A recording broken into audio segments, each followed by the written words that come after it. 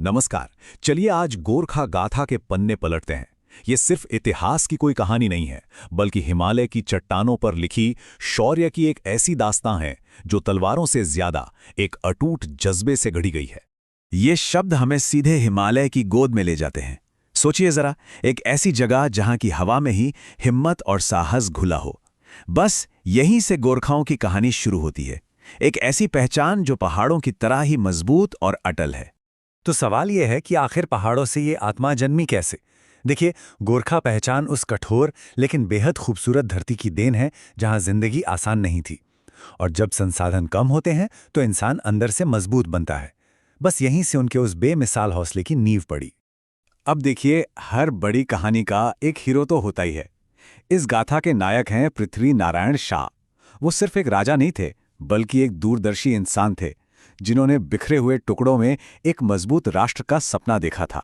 जरा उस वक्त की कल्पना कीजिए, दर्जनों छोटे छोटे राज्य जो आपस में ही बटे हुए थे। पृथ्वी नारायण शाह को इसी बिखराव में सबसे बड़ा खतरा नजर आया। उन्हें यह साफ दिख रहा था कि अगर ये एक नहीं हुए तो बाहरी ताकतें इन्हें आसानी से रौंद देंगी। तो फिर इसका हल क्या था? हल था एक झंडा, एक राष्ट्र। उनका मकसद इन सभी अलग अलग हिस्सों को जोड़कर एक ऐसी शक्ति बनाना था जिसकी एक मजबूत सामूहिक पहचान हो। यह सिर्फ एक सियासी फैसला नहीं था, बल्कि आने वाले कल के लिए एक मजबूत बुनियाद रखने जैसा था। काठमांडू घाटी को जीतना कोई बच्चों का खेल नहीं था। गोरखाओं ने सिर्फ तलवार नहीं बल्कि अपना दिमाग चलाया, महीनों तक घेराबंदी की, सप्लाई लाइनों को काट दिया और फिर बिल्कुल सही मौके पर हमला किया। ये बताता है कि उनकी असली ताकत उनकी रणनीति और उनका सब्र था। और हां, जब भी गोरखाओं की बात होती है तो भला खुखरी को कौन भूल सकता है।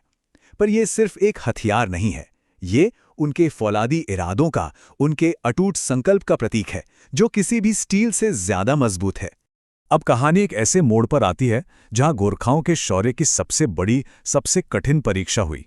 एक तरफ थे पहाड़ों के ये योद्धा और दूसरी तरफ थी उस समय की सबसे बड़ी ताकत, ब्रिटिश ईस्ट इंडिया कंपनी। ये लड़ाई सचमुच डेविड और गोलियत की थी।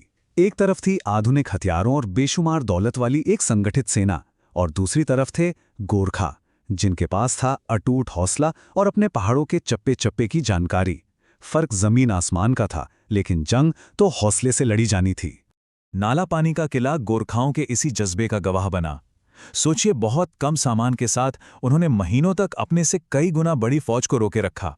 और जब उन्होंने किला छोड़ा तो वे हारे नहीं थे। उन्होंने दुनिया को दिखा दिया था कि गोरखा होना क्या होता है। यह सिर्फ एक लड़ाई की नहीं, बल्कि उनके किरदार की, उनके चरित्र की जीत थी। इस जबरदस्त लड़ाई के बाद हुई सुगौली की संधि। अब कागज पर तो ये एक समझौता था, लेकिन असल में ये वो लम्हा था जिसने गोरखाओं का नाम हमेशा के लिए दुनिया के नक्शे पर लिख दिया।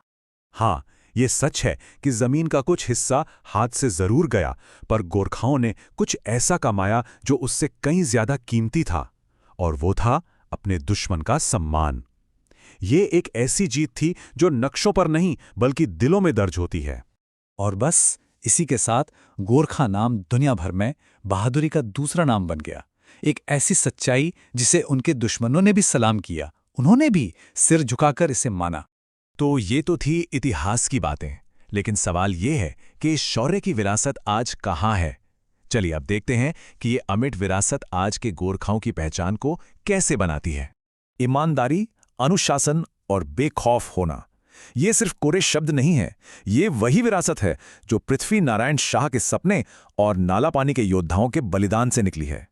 ये गुण आज भी हर गोरखा के खून में, उनके चरित्र में जिंदा हैं। तो कुल मिलाकर देखें तो ये पूरी गाथा 3 मजबूत खंभों पर टिकी है: आजादी, एकता और साहस। यही वो सिद्धांत हैं जो गोरखाओं के अतीत, आज और आने वाले कल को एक साथ जोड़ते हैं।